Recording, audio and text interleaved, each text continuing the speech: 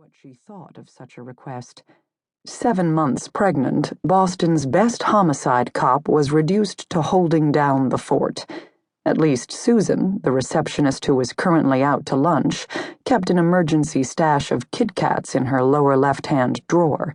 Normally, D.D. would be raiding that chocolate supply, but at the moment, her stomach felt off. Today was D-Day. Alex had asked the question. She owed him an answer. This morning, this afternoon, any time now. She regarded the walk-in bundle of nerves instead. He was picking at a hangnail on his left thumb. Very soft hands, she thought, nearly effeminate. "Informant for the mob?" she asked him. "No." "Embezzling from a financial firm?" "Of course not." "Then I'm thinking serial killer." She nodded decisively. "Yep. The kind of predator who preys on prostitutes, using a garrote fashioned from pantyhose, or maybe a last-minute ambush via baseball bat. But absolutely, your victims are weaker than you, and murdering them is the only time you feel powerful." The man blinked his eyes several times. His mouth opened, closed, opened. He managed at last. "Who are you?" "Your expert. You asked, here I am. Sergeant Detective D.D. Warren." The man blinked a few more times. He finally closed the 5-foot gap to the receptionist desk, peering over the edge of the counter down to where D.D. sat with her hands around her enormous belly. His turn to be skeptical now. Could a pregnant receptionist really be a homicide detective? D.D. was getting that a lot these days, so she took pity and held up her badge.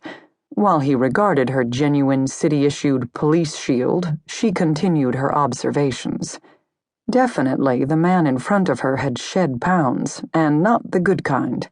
His skin was washed out, like he spent all his time under fluorescent lights, and there were lines furrowed so deep into his brow, Botox was already too little too late.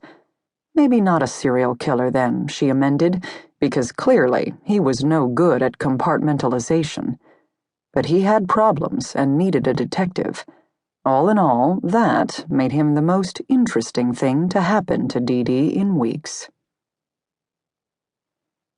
The first 3 months of D.D.'s pregnancy, she'd suffered morning sickness so severe her diet had consisted of Gatorade and dry Cheerios. In her 3rd trimester now, however, she felt great. She ate like a horse, had the energy of 6 people, and had even achieved the mysterious maternal glow mentioned in various baby books. Certainly, her short blonde hair seemed thicker, curlier, and shinier. If she were a canine at Westminster, she was pretty sure she could win Best in Show, which made her current work limitations all the more grating. Sure, early on she'd vomited a few times at a couple of different crime scenes, but she didn't think the scene where the guy had blown off his own head with a shotgun should be held against her. Her squad mates, Phil and Neil, had brought her tapioca pudding for an entire week, just to rub it in. She'd saved each cup until her 2nd trimester had brought an end to her nausea. Then she'd sat in front of Phil and Neil and calmly eaten every bite of brain pudding. Sergeant Detective D.D. Warren had her mojo back. The very next day, her boss had stuck her on desk duty. This is what motherhood did to the working detective. One moment an invaluable member of the team, the next a really fat paperweight, whose boyfriend, partner, father of her child, wanted her to move in with him. All she had to do was give Alex her answer. This morning, this afternoon, any time now.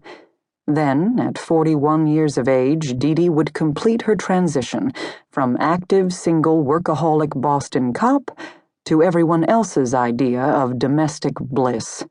The nervous, frazzled, guilty of something guy in front of her was looking better and better all the time.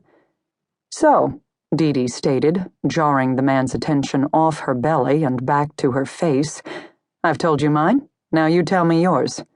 She pointed to her credentials, which included her name, and the nervous man got the hint. "Oh, right. Don Bilger, executive producer." He fished around inside his jacket pocket, producing the previously identified roll of Tums, flushing slightly, then managing to extract a business card. "Call me Donnie." D.D. accepted the offered card. She read, "Donnie B. Productions," followed by an address, phone number, Facebook page, and even Twitter hashmark.